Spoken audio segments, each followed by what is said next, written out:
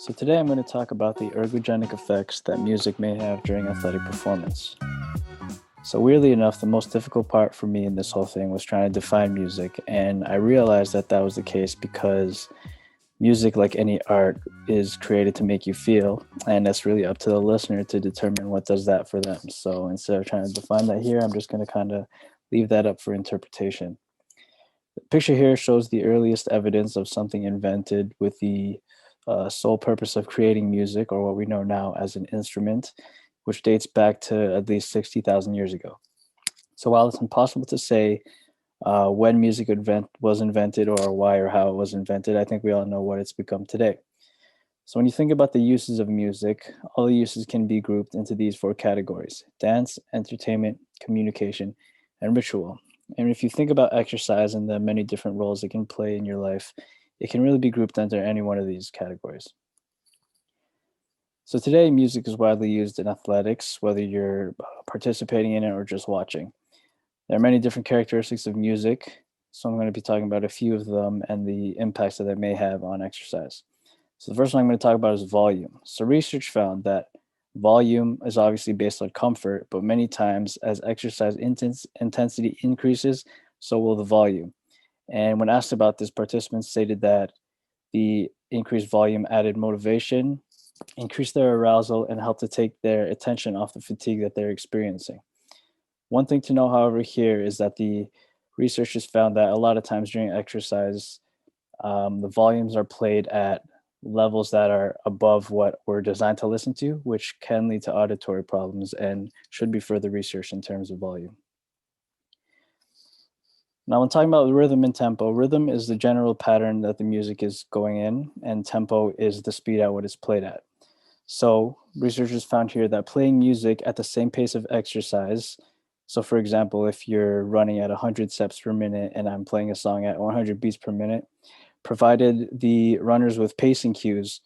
And what these cues did was help them focus more on the exercise, which increased muscle efficiency, increased their performance, and actually led to a lower oxygen consumption. Now, when comparing tempos, both fast and medium tempo provided the most effects compared to slow or no tempo music. Fast tempo music showed increases in strength, power, and speed after 4 weeks of training with fast tempo music.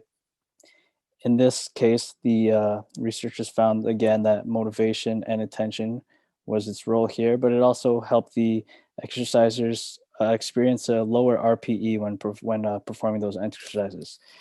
The medium tempo showed increases mostly in endurance exercises, which I believe goes back to what I said earlier about providing the pacing cues.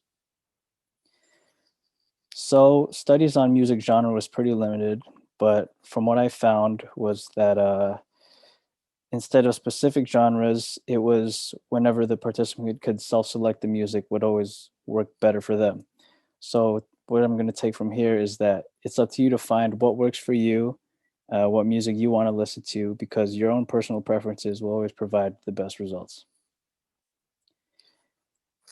Now, in terms of timing, a lot of times you'll see athletes listen to music before the game to try to get them in the zone. However, research shows that pre-task listening only would provide short-term benefits and only mainly in anaerobic exercises that take place directly after listening. So for the most benefits, music needs to be listened to while exercising, as this is when it can provide those effects like motivation, distraction, pace, that everything that I spoke about earlier. Now, a big part about exercise is recovery. So research here found that when you were listening to music during the rest periods in between exercise intervals, the participants noted an increased mood and a better attitude towards exercise. In a 6 minute maximal running test, researchers found that blood lactate levels returned to baseline faster than in the no music group. And this was again done by music taking the attention off of the fatigue they were experiencing. And another study also found that music has relaxing effects in that heart rate and blood pressure also returned to baseline faster, with the participants noting feeling more calm and relaxed with music playing after the exercise.